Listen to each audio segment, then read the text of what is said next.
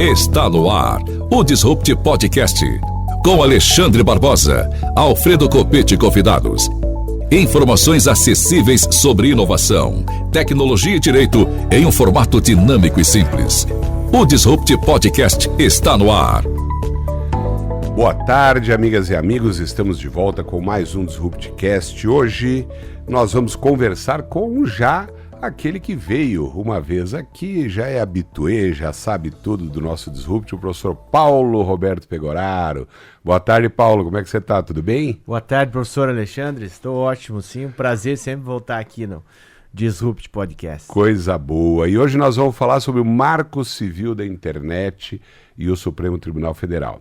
Nós temos um determinado artigo que você vai nos contar, que trata de responsabilidade civil e etc, que está sendo agora, está pautado para ser Dia objeto... 27 o Supremo vai se pronunciar sobre um tema muito interessante desse assunto, É sabe? constitucional, é inconstitucional? Conta pra gente um pouquinho desse artigo do Marco Civil da Internet. Eu vou contar do caso que levou ao Supremo se manifestar com relação a isso. Melhor ainda.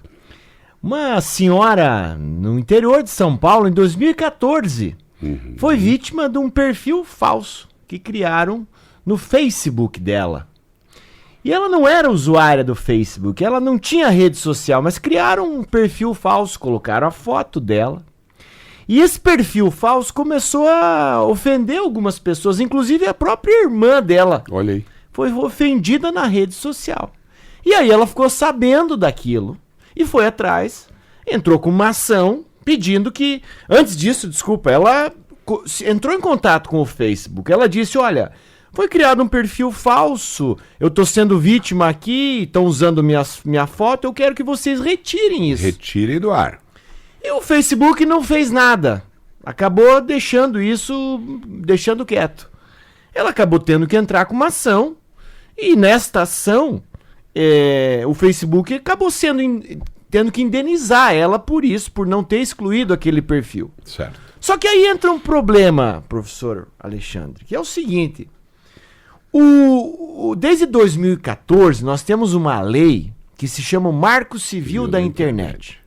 Essa lei, ela se propõe a regular como que se dá a atividade dos provedores, os direitos dos usuários, os provedores de conexão, os provedores de aplicativo, regular essa coisa toda da internet, né? E num dos artigos deste Marco Civil da Internet, o artigo 19, está dito o seguinte, olha, para excluir um conteúdo ou um perfil falso, é preciso, para que se responsabilize o provedor do aplicativo, é preciso que uma ordem judicial tenha sido dada antes para que ele possa excluir. Certo. Qual que foi o espírito? O que se pensou quando se criou essa regra? Porque eu também tenho que preservar uma outra coisinha que a gente volta e meia gosta de discutir, que é a liberdade de expressão. Então, se eu posto um conteúdo qualquer e o sujeito vai lá e diz não concordo, não aceito, não quero e pede para tirar, sem uma ordem judicial, na época se preocupou em dizer o seguinte, não é qualquer conteúdo que eu vou excluir. Eu preciso de uma ordem judicial. No entanto, essa senhora, ela não fez isso. Não buscou ordem Ela judicial. só comunicou o Facebook e disse, olha, o perfil é falso, quero que vocês excluam. E aí, o que está sendo colocado hoje pelo Supremo é o seguinte, se eu preciso ou não preciso de uma ordem judicial prévia para poder responsabilizar o provedor da aplicação. Uhum. E isso é muito significativo o que o Supremo vai decidir agora, nesse mês, vai começar a julgar esse mês. Por quê?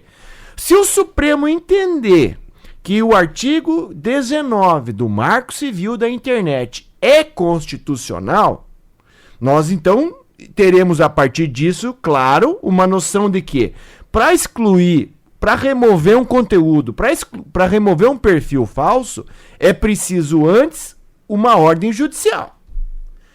Se o Supremo entender que este artigo é inconstitucional, ele vai dizer o seguinte, basta que eu notifique, que eu comunique, que eu mande um ofício particular para o Instagram, o Facebook, o TikTok, o Meta, para que ele remova aquele conteúdo. Se ele não remover, o que vai acontecer é que o provedor vai passar a ser o responsável por aquilo. Perfeito. E isso é muito significativo, porque aí entra em choque, Alexandre, um tema envolvendo a liberdade de expressão, o tema envolvendo a responsabilidade dos provedores de aplicação, do que a gente chama dos grandes, né, das Big Techs. Né? Mas entra também uma noção, que é um conceito jurídico, que é a noção da reserva da jurisdição. Que é o que é isso? O Poder Judiciário, quando se atribui a ele a possibilidade de solucionar os conflitos, é ele que dá a última palavra. Então veja só, por um lado você tem a liberdade de expressão, mas por outro lado, se o sujeito vai lá e faz uma crítica qualquer, ainda que não seja ofensiva, mas que eu considere inadequado, por exemplo, uma crítica a um ocupante de um cargo público, olha, sim, esta obra é inadequada. E o agente público se sentir ofendido por isso, ele vai lá pedir que remova o conteúdo. Sim. E se o Facebook ou o Instagram não remover o conteúdo, pode ser responsabilizado. Então tem esse lado da moeda. O outro lado é, se a gente deixa de dizer que isso tem que ser o judiciário que determine a ordem de remoção, se a gente disser que o judiciário não precisa se manifestar sobre isso, então os provedores vão ficar sujeitos a responder por isso. Uma questão econômica também que entra em jogo, né? Agora, há uma outra restrição lá na lei do Marco Civil que diz o seguinte: quando se trata de postagens com conteúdos de nudez ou com conteúdos de sexuais privados, independe da ordem judicial. Porque também vamos pensar uma coisa, né? Eles têm tanta inteligência artificial em funcionamento, eles têm tantos algoritmos, eles removem tanto conteúdo que estão em desacordo com a política da comunidade e não são capazes de aferir quando tem ofensa, quando tem uma ofensa ou não tem, né? Quando tem uma ofensa ou não tem, quando tem uma lesão à honra, quando tem uma injúria, uma calúnia, uma difamação, né? Então, e é isso que está sendo posto lá agora. E eles vão julgar esse caso lá do interior de São Paulo. E olha que interessante. Como é um caso que chegou ao Supremo, nem todos os casos que chegam ao Supremo são assim. Mas neste caso, eles reconheceram uma coisinha que chama-se repercussão geral. E o que é a repercussão geral quando o Supremo se manifesta sobre isso? Que ela vai valer para todo mundo. Para todo mundo. É aquilo que a gente chama de erga omnes, né? No direito a gente chama aquilo que vale para todo mundo. Omnes. Então, neste caso foi reconhecida uma repercussão geral. Então isso vai produzir efeitos para todo mundo, não só para esse processo. Claro. Processos que já estão andando, ficam suspensos, esperam o julgamento do STF. E para os casos futuros também vai valer. Também. E aí a gente vai então definir como que se dá ou não a remoção do conteúdo dessas plataformas. Porque quando a gente vê e a gente exerce a liberdade de expressão, a gente sabe que ela tem limites. Claro. Não só limites em relação àquilo que se pode causar de danos, mas é que ela é exercida a partir de alguns critérios. Lógico. A liberdade de expressão, o exemplo que sempre se dá pela doutrina é aquela do... Você tem liberdade de expressão para levantar no meio do cinema e gritar fogo? E causar um desespero? Um terror, né? Causar uma comoção? Todos os que ali estão. Isso é liberdade de expressão? Não é. Não é por quê? Porque você está agindo em desacordo com um modelo que se espera numa conduta socialmente adequada. Claro. Assim como você não tem o direito de gritar o que quer que seja em qualquer circunstância. Sim. Ou, pelo menos, pode ser responsabilizado, ao menos, né? Isso.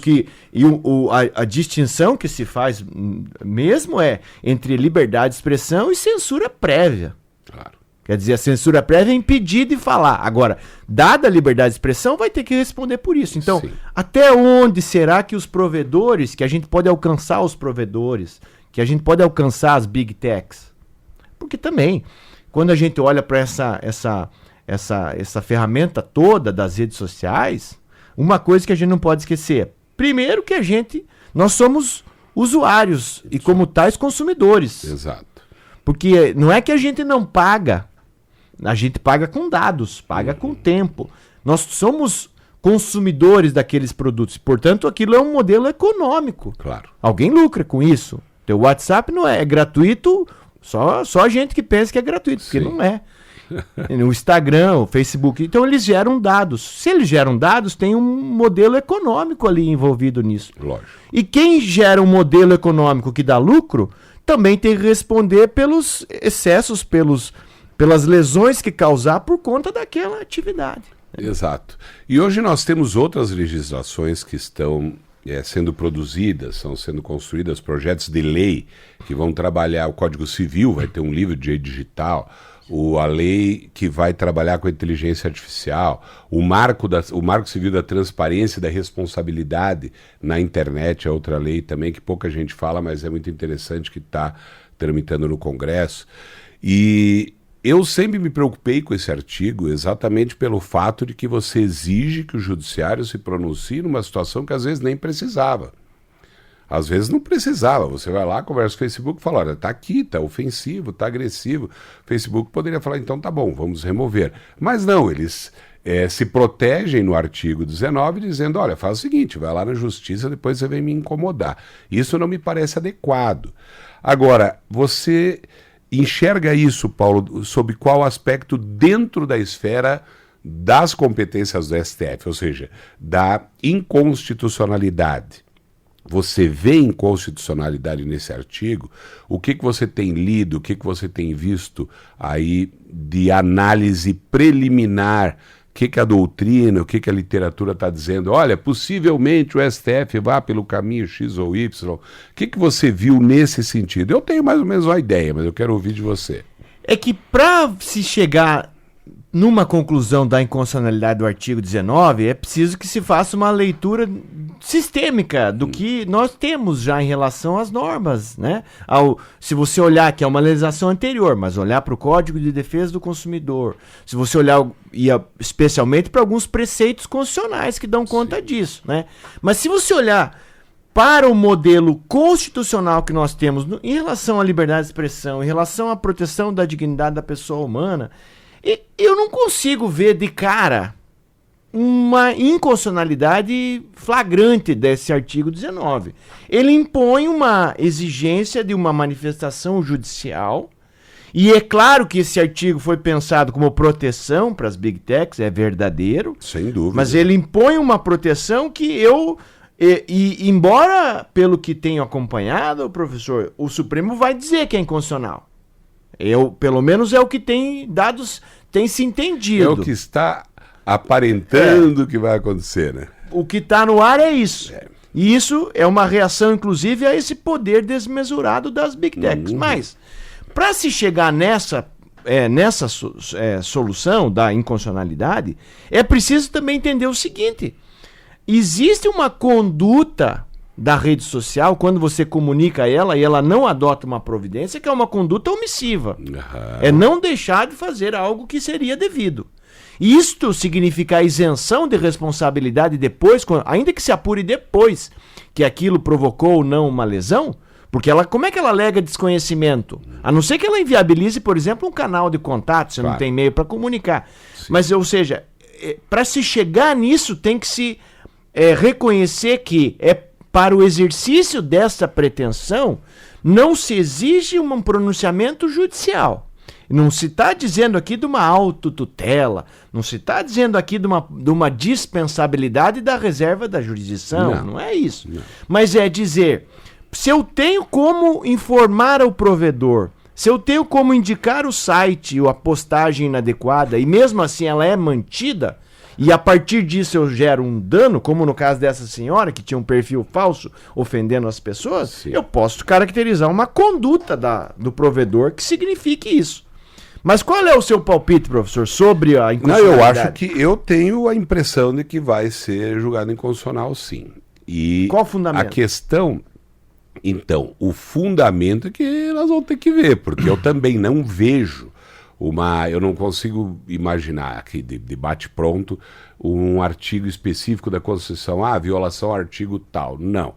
Eu fico pensando só na desproporção das forças das Big Techs e das pessoas naturais. Esse desequilíbrio de forças vai ser um dos fundamentos. Agora, onde nós vamos alocar isso dentro de um artigo da Constituição, sinceramente, eu não consigo adivinhar, aspas, o que o STF vai falar.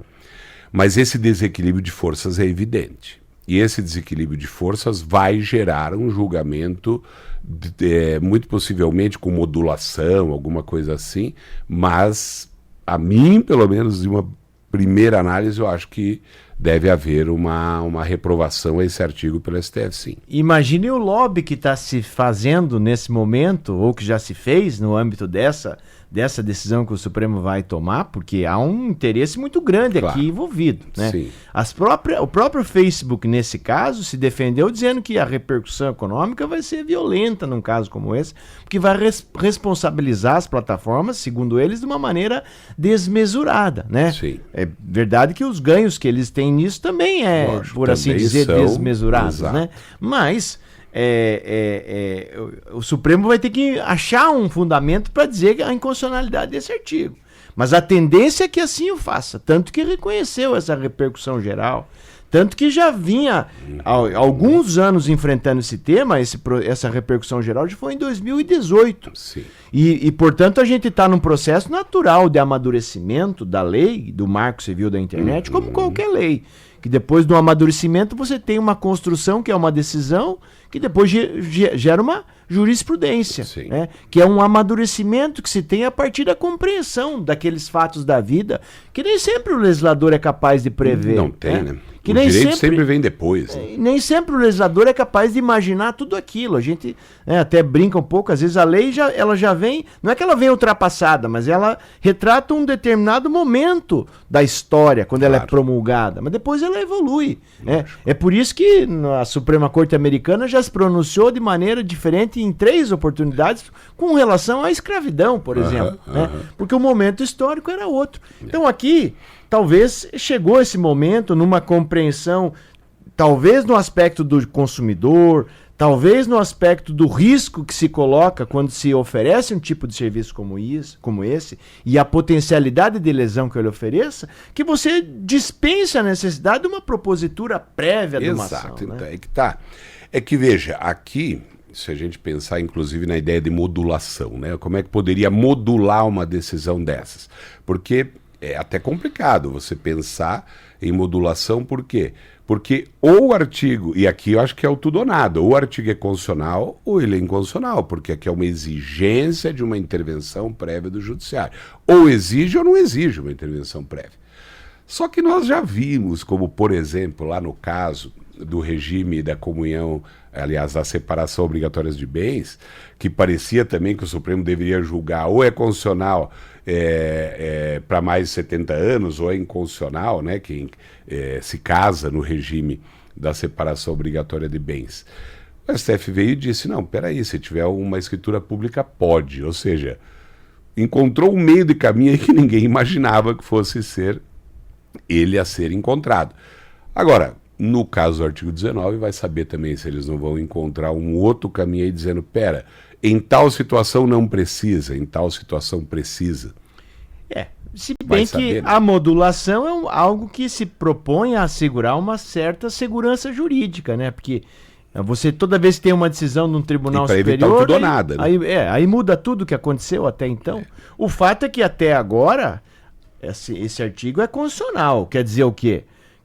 A pessoa que foi atingida, ou que foi ofendida, ou que entende que uma postagem, um perfil é inadequado, tem que se socorrer primeiramente o judiciário, para depois pensar em cogitar na responsabilidade do provedor. Exato. Porque senão vai queimar uma etapa que a lei, por enquanto até aqui, é constitucional. Né? Uma lei você presume ela constitucional até que algo diferente venha e diga o contrário. Exato. Né? Mas como foi dito, né, também se a gente pensar em todo o contexto que está sendo construído em termos de legislação, nós percebemos que o Marco Civil da Internet ele está em algum momento já destemperado no tempo, ou seja, ele já não é mais tão atual quanto deveria. Há quem diga até que o Marco Civil da Internet já nasce velho. Por quê? Porque a rapidez do avanço tecnológico é impressionante. Embora o Marco Civil, à sua época, foi um instrumento relativamente Até porque desconhecíamos... disruptivo, podemos chamar assim, total, né? porque desconhecíamos, na verdade, a maioria das situações. E muitos dos preceitos normativos do Marco Civil da internet no Brasil são melhores do que os preceitos norte-americanos, por exemplo. Quando se estabeleceu a neutralidade da rede, neutralidade não no sentido de isenção, neutralidade no sentido do tráfego, de não distinguir, né? Se você acessa um site para comprar uma bolsa ou se você acessa um site para ver a previsão do tempo. No modelo norte-americano, eles aboliram com a neutralidade da rede, há algum tempo atrás, inclusive primeiro mandato, no mandato do presidente Trump. E ali se teve uma alteração que nós não tivemos aqui. Então a gente tem alguns preceitos importantes lá que o Marco Civil ofereceu. Mas veja que não é que tenha sido um embrião, mas consolidou um regulamento. Sem dúvida. Porque esse mundo ele precisa ser regulado. Tem que ser regulado. Tanto quanto o mundo, digamos assim, físico ou analógico, por assim dizer. Porque não é um espaço sem regras, não é um espaço sem leis. Nunca foi. Só que ele precisa ser regulado. Mas há uma resistência. Esse discurso um pouco significativo no contexto da liberdade de expressão, até ele é um pouco enganador, porque a liberdade de expressão é a partir de uma plataforma. Exato. É uma liberdade de expressão que se dá a partir do X, do Instagram. Não é uma ofensa à própria liberdade de expressão em si que não vem sendo atingida. Exato. E aí a gente às vezes cai nesse discurso que é um pouco perigoso porque ele atende um interesse. Qual é o interesse? Das Big Techs. É lógico, sem dúvida. Então, se as Big Techs dizem que a liberdade de expressão está sendo atingida porque um perfil foi removido ou não a partir de uma ordem judicial, é porque, na verdade, interessa muito mais a Big Tech do que a liberdade de expressão. Mas sem dúvida nenhuma. E isso já foi dito aqui em outros episódios, a gente sempre fala que a liberdade de expressão ela não é absoluta, você falou, e nós já conversamos isso até mais profundamente em outros momentos. Liberdade de expressão. Eu estou no meio de uma reunião analógica, estamos todos conversando ali presencialmente.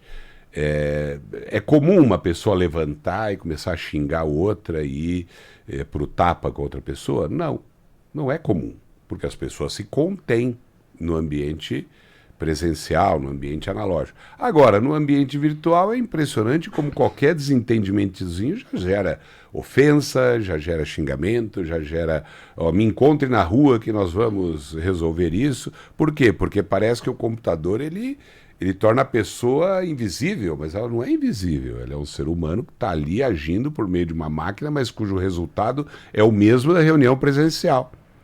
Então, as pessoas às vezes não têm coragem de falar olhos nos olhos, mas fala por trás da internet. Então isso é algo que tem que ser pensado. A mesma responsabilização que se dá no mundo analógico tem que ser dado no mundo virtual digital. E não é só a noção da invisibilidade, porque existe uma espiral de agressividade envolvida nas próprias redes sociais. E não é só simplificar no sentido da polarização. Não. Mas quando você vê uma postagem X que todo mundo agride, que todo mundo ofende, que todo mundo fala mal, aquilo cria uma espiral de agressividade que daí você usa da suposta invisibilidade. Exato. E do espiral de agressividade que já se instalou naquele ambiente, não que ele é tóxico por si só, mas como a ofensa vai gerar mais engajamento do que um elogio, do que uma palavra doce ou do que uma palavra de indiferença, então isso faz com que se estimule uma postura, não que seja inadequada ou agressiva por si só, mas ela dá mais likes, dá mais curtidas. Então é por isso que acaba trazendo um caldo de agressividade exacerbada, por vezes, nesse contexto da rede social, que é a diferença que a gente tem do ambiente analógico, por assim dizer. E é por isso que tem que ser regulado.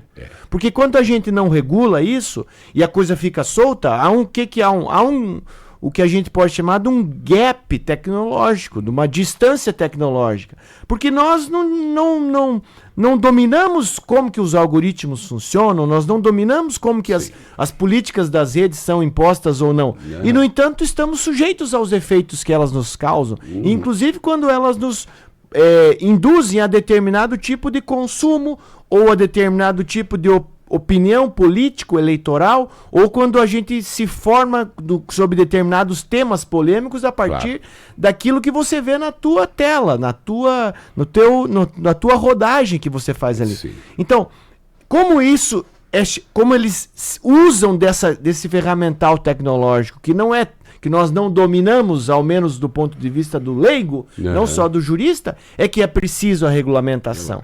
Tem que ter regulação, não tem jeito. É porque sem a regulação, nós ficamos na mão de quem? Eles que vão decidir, as big techs que vão dizer o que é correto ou inadequado no âmbito de uma rede social. Perfeitamente.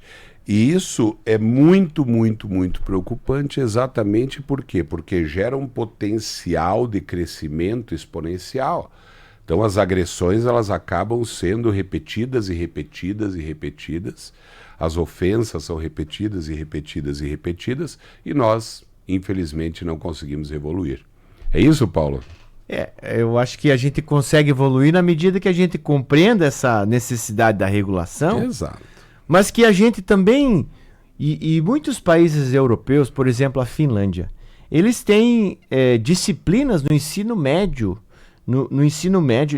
até no ensino básico eles têm disciplinas que é para a formação dos jovens, não só com relação ao que se chama das fake news, mas uma evolução digital disso. Então, culturalmente também a gente precisa compreender essa necessidade.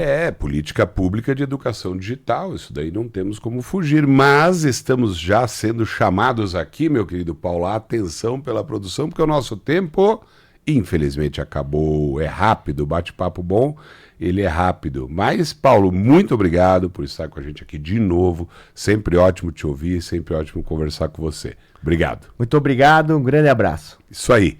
Semana que vem tem mais DisruptCast. Um abraço, tchau.